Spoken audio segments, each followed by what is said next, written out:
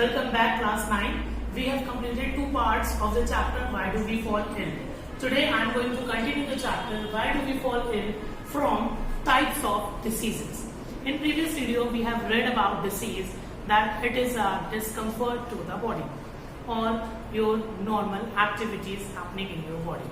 Today we will understand how many types of diseases are, but it is a very vast topic. So different criteria are there to describe the disease. First we will study the disease on the basis of duration. If we talk about the duration, some diseases occur very simultaneously, sudden, and they remain for a short period of time, and they are not as severe as other diseases are. Some diseases are of long term, they remain for long duration and are more severe than the acute one. So what these two are on the basis of short and long term, let me categorize. The basis what I am taking is duration. On the basis of duration we can say that it is of two types, that is acute and chronic. Acute means, as I have told you, it is of short duration, and chronic it is of long duration. It will occur for short duration and it is less harmful, or you can say it is less severe than chronic. It will occur gradually, after a long time it will occur, and it will remain for the long time as well. If we talk about the examples, so acute examples are common cold, cough, fever. When we talk about chronic diseases, it includes diabetes, high blood pressure. These types of diseases are chronic. Okay. Now, when we discuss this topic on a vast level or in a broad sense, then we can divide disease into two major categories. One is congenital. We will move one by one. When we say congenital, means it is a type of disease which is since birth. Okay. Or we can say it is inborn type of disease. Okay. Means person is having disease since birth. In such case, we will say the disease is congenital. This is also called inborn, or they are also referred as inheritable diseases. Okay. Inheritable means they can be transferred from parents to their offspring. Understood? Now let us discuss some examples of congenital diseases. When we say congenital diseases, see the examples on the screen. The very first example is your sickle cell anemia, then diabetes, then hemophilia, then thalassemia. These are the example of congenital disease. Now when we move to next part, that is acquired. It will be just opposite as to congenital. Okay. Congenital was inborn type. Acquired is the disease is acquired after the birth, after coming in touch with the environment, coming in touch with the nature. Okay. It is further of two types. One is infectious, one is non-infectious.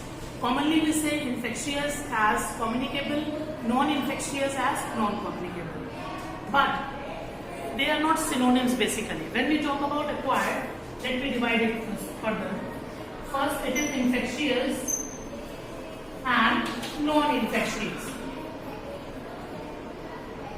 In general sense, we can say non-infectious are non-communicable and infectious are communicable.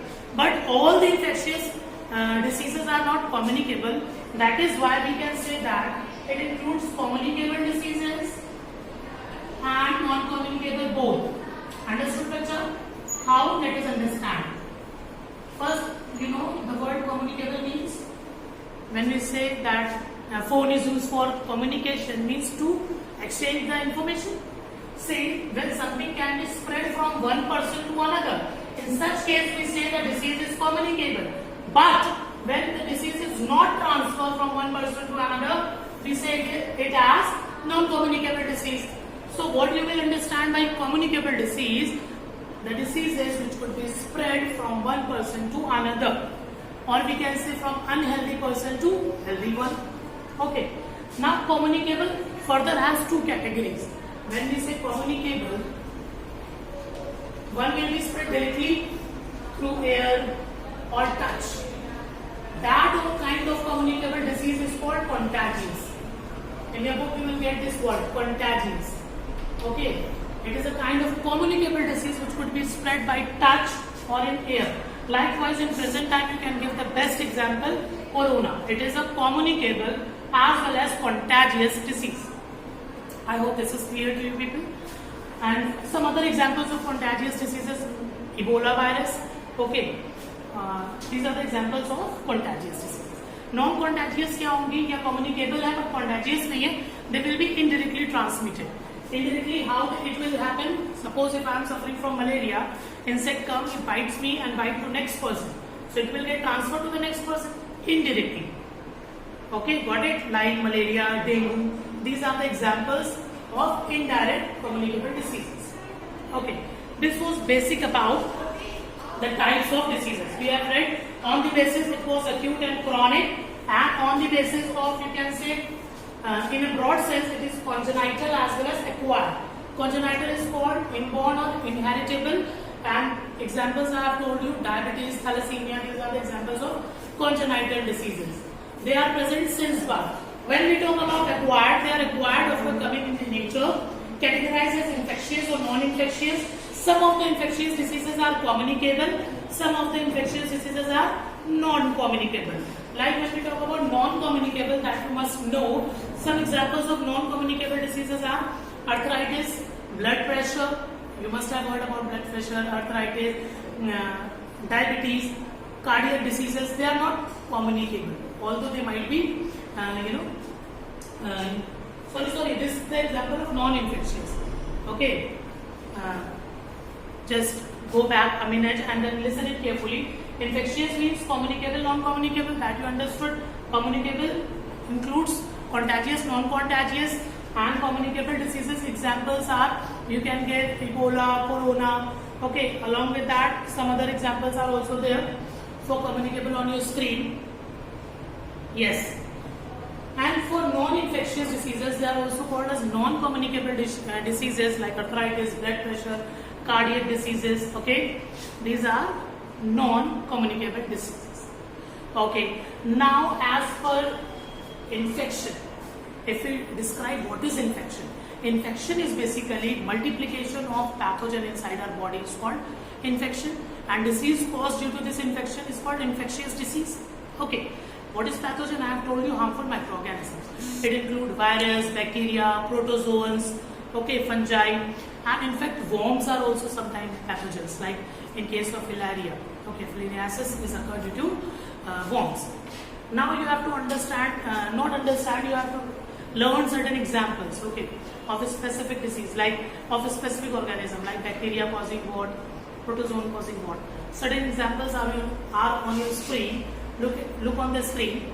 Bacteria causes tuberculosis, cholera, tetanus, syphilis, diphtheria, typhoid, acne, whooping cough. These are the certain examples of disease caused by bacteria.